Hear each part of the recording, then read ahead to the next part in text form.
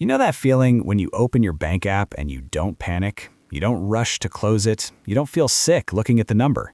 Instead, you smile a little. You stop doing math in your head.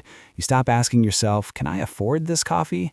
You stop worrying that buying groceries today means eating instant noodles for the rest of the week. That feeling doesn't come from being rich. It comes from hitting a certain number in your bank account. Most people think you need a lot of money to feel safe.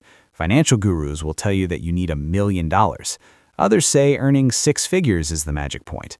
But they are missing something important. There is a much smaller number that changes everything, a number that completely changes how you think about money. Once you reach it, your relationship with money is never the same. That number is $20,000. So, I am Jack. I spend a lot of time thinking about money, financial behavior, and why some people build wealth easily while others stay stuck for years.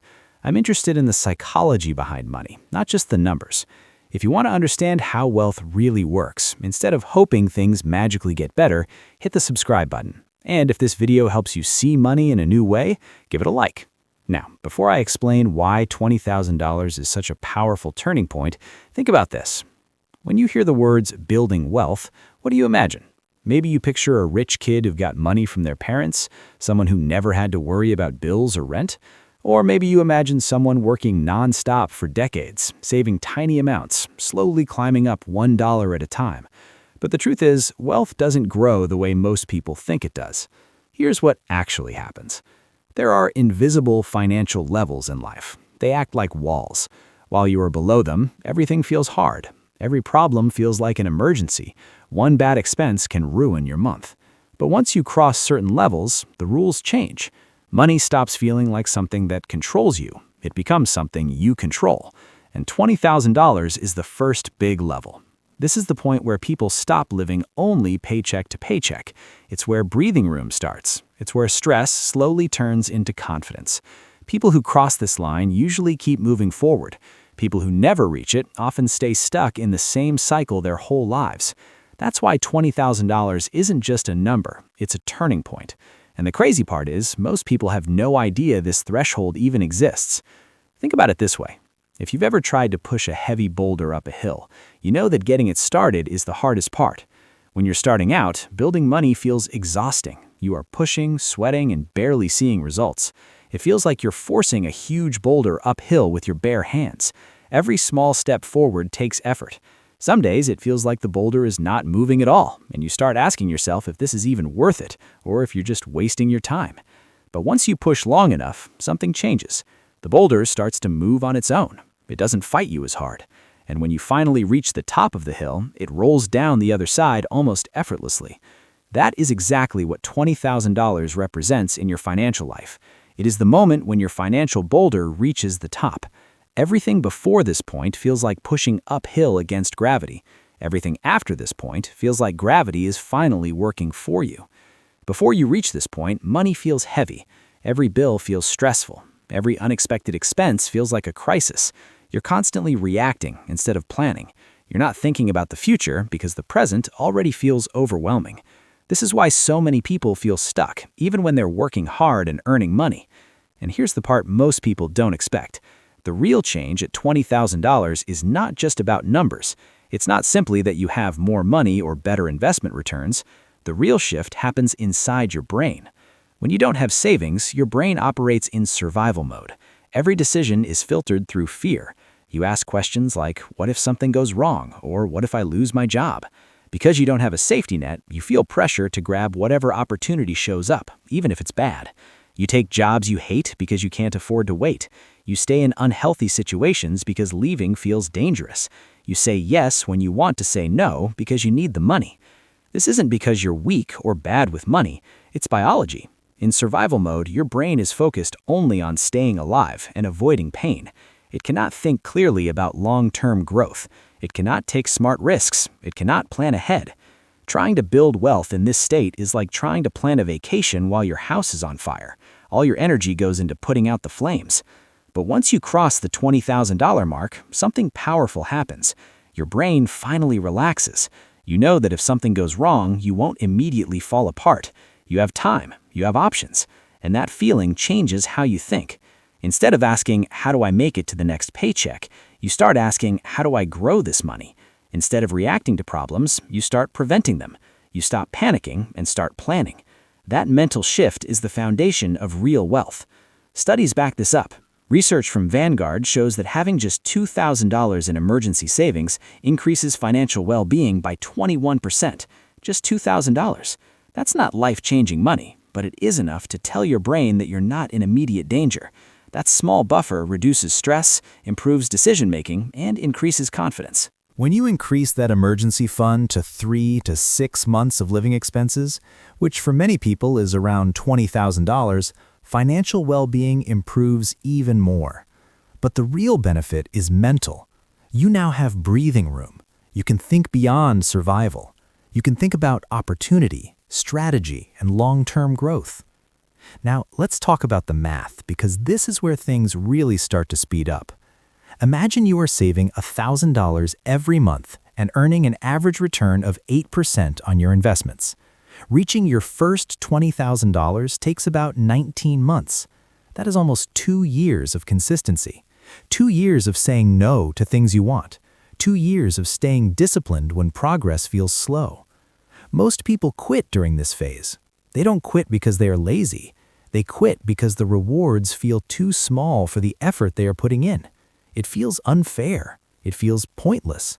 And without understanding momentum, they give up right before things get easier.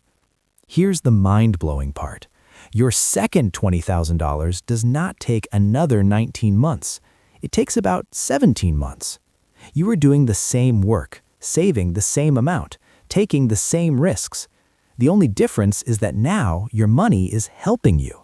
That first $20,000 is generating returns of its own. This is compound interest starting to wake up. Your effort stays the same, but the results improve. By the time you are working toward your third $20,000, the timeline shrinks again. Your investments are now doing a noticeable amount of the work for you. And when you reach much larger numbers, the acceleration becomes almost hard to believe. At around $400,000 invested, your portfolio can generate $20,000 in about 5 months without you saving anything extra. The same milestone that once took nearly 2 years is now happening almost automatically.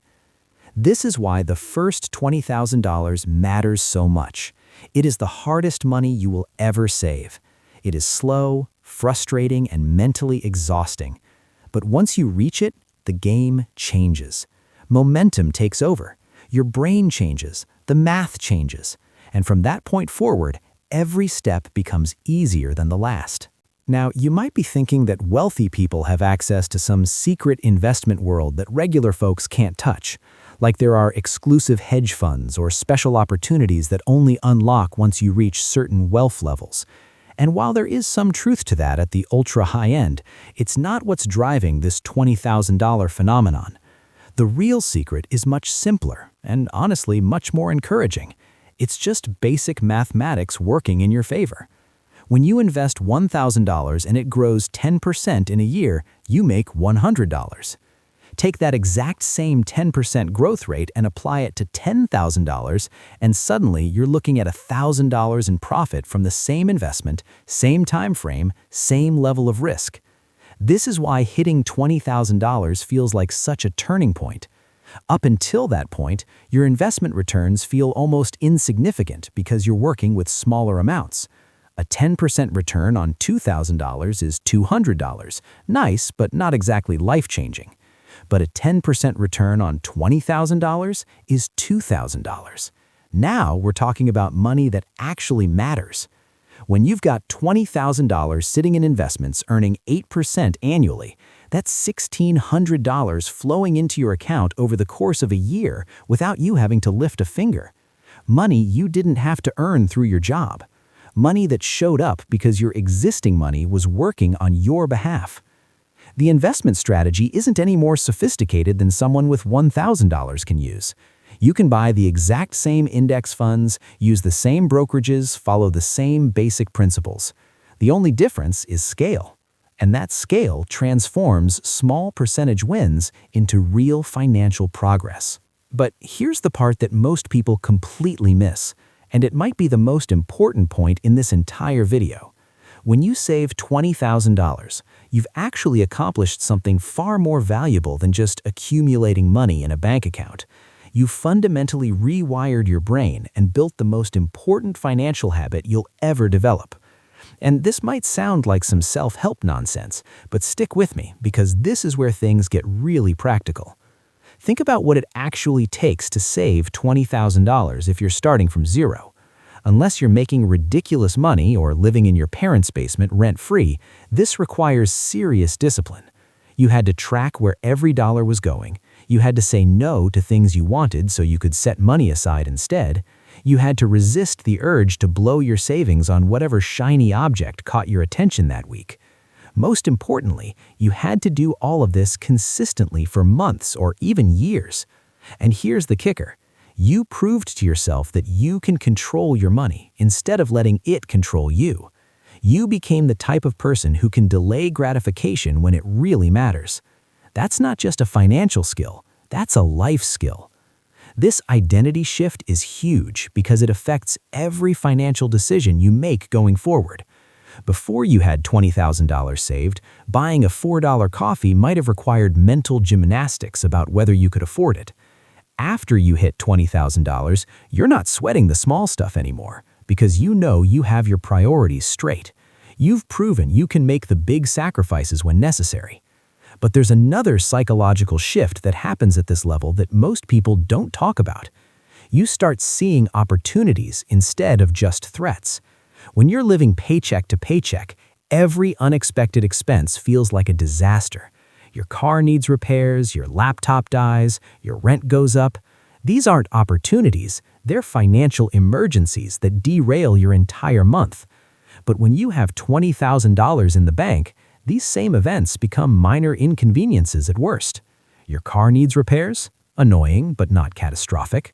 Your laptop dies? Time to upgrade to something better. Your rent goes up? Maybe it's time to finally look for a better place or negotiate your salary.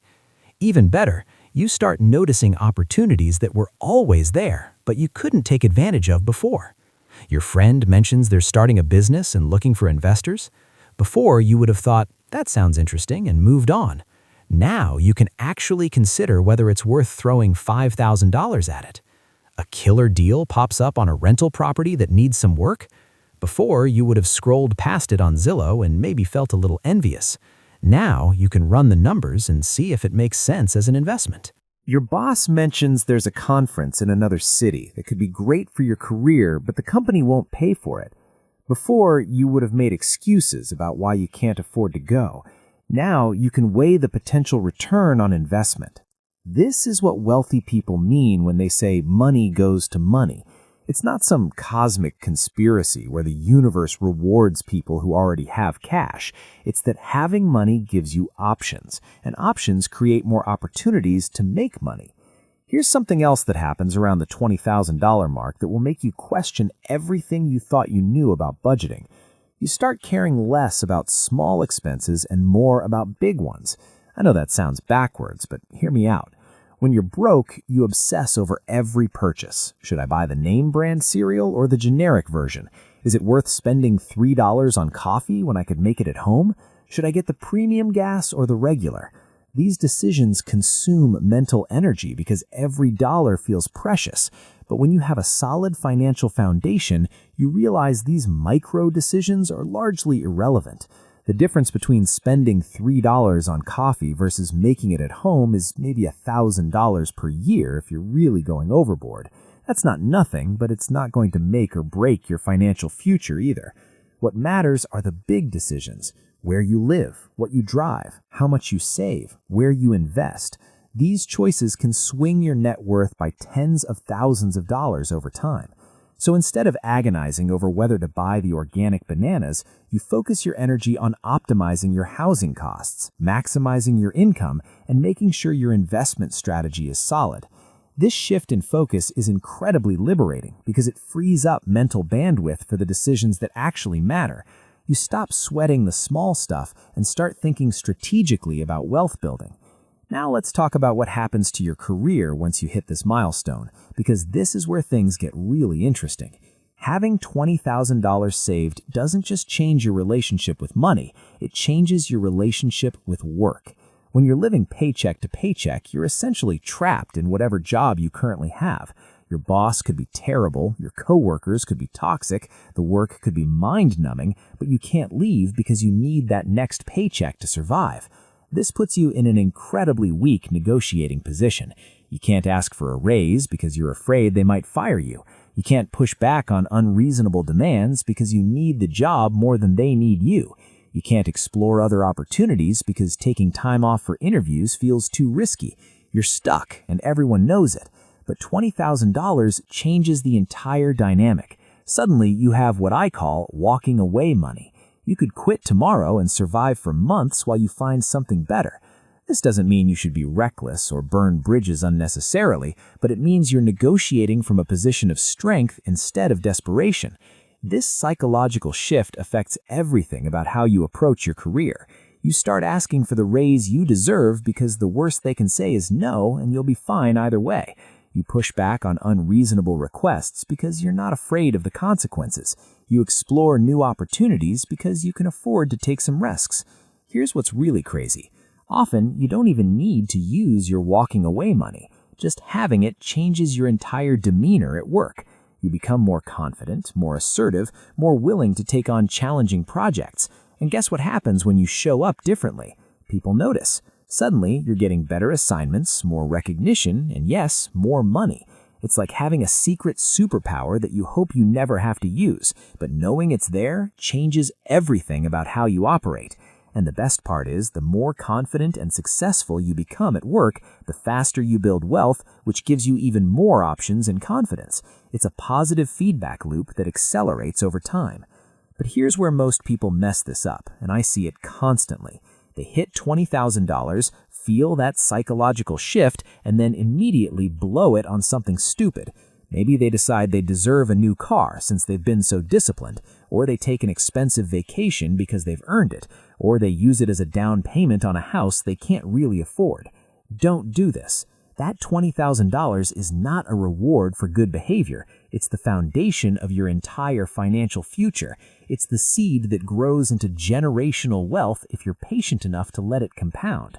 Instead, that will probably make you laugh or cry depending on your current situation. The average person will spend more money on their car over their lifetime than it would take to become financially independent. Let that sink in for a moment. Between car payments, insurance, maintenance, repairs, fuel, and registration, most people are spending somewhere between $600 and $800 every single month just to get around, and they do this for decades. Over 40 years, that adds up to $400,000 or more.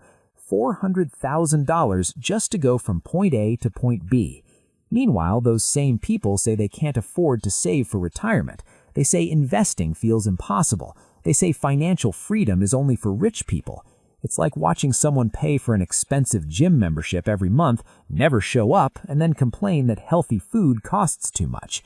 What makes this even crazier is what happens the moment you buy a new car. The second you drive it off the lot, it loses around 20% of its value, instantly. You didn't just spend money, you destroyed wealth. And after that, the value keeps dropping year after year. More payments, more repairs, more insurance, more money disappearing. Now compare that to putting the same amount of money into a diversified investment portfolio. Instead of watching your money shrink, you watch it grow. Instead of depreciation, you get compounding. One choice slowly drains your future. The other quietly builds it. But let's be honest, cars are emotional purchases. People don't buy cars using logic alone. You want something reliable, you want something comfortable, you want something that looks good, you want something that makes you feel successful when you pull up somewhere. And that's human. There's nothing wrong with liking cars. The problem is not understanding what you're giving up in exchange. That car payment might make you feel rich, but in reality, it's often the very thing keeping you poor. It locks you into monthly obligations, it reduces your ability to save, it forces you to keep working longer than you want to, and most people never connect those dots. This is where having $20,000 saved completely changes how you think. Before that point, you ask one question when buying something big: can I afford the monthly payment? That question keeps people trapped because almost anything looks affordable when you stretch it over 5 or 7 years. After you build that financial buffer, the question changes. You start asking, what is this really costing me? Not just today, but in the future. Not just in dollars, but in time and freedom. That $30,000 car isn't just $30,000. It's $30,000 that could have grown into $200,000 or more over 20 years if invested. Once you see that clearly, your priorities shift. Driving a reliable used car doesn't feel like a downgrade anymore. It feels like a smart move. It feels like you're buying future freedom instead of short-term status. And here's the irony most people miss. The person driving the brand new luxury car is often stressed, living paycheck to paycheck and worried about bills. The person driving the older Honda or Toyota is quietly building wealth, sleeping better at night, and gaining options with every passing year. One looks rich, the other is becoming rich. This mindset doesn't stop with cars. It spreads to every major financial decision: housing, education, vacations, hobbies. You stop asking what looks good and start asking what actually improves your life. You see opportunity cost everywhere, not in a stressful way, but in a clear, calm way. You might realize that a bigger apartment would be nice, but not nice enough to delay financial independence by 5 years. You might realize that an expensive hobby is fun, but there are cheaper ways to get the same joy. You start separating what society tells you to want from what you truly value. When you understand compound interest and you have clear financial goals, saying no becomes easier because you're saying yes to something bigger. $20,000 won't make you rich overnight, but it will change how you think. It moves you from survival to strategy, from reacting to life to designing it. It gives you clarity, confidence, and control. Start building that foundation now, not tomorrow, not someday, right now. Because your future self is depending on the choices you make today. And trust me, when they look back, they will be incredibly grateful you did. Thank you for watching. I put a lot of work into sharing this knowledge. Subscribe, and I will see you next time.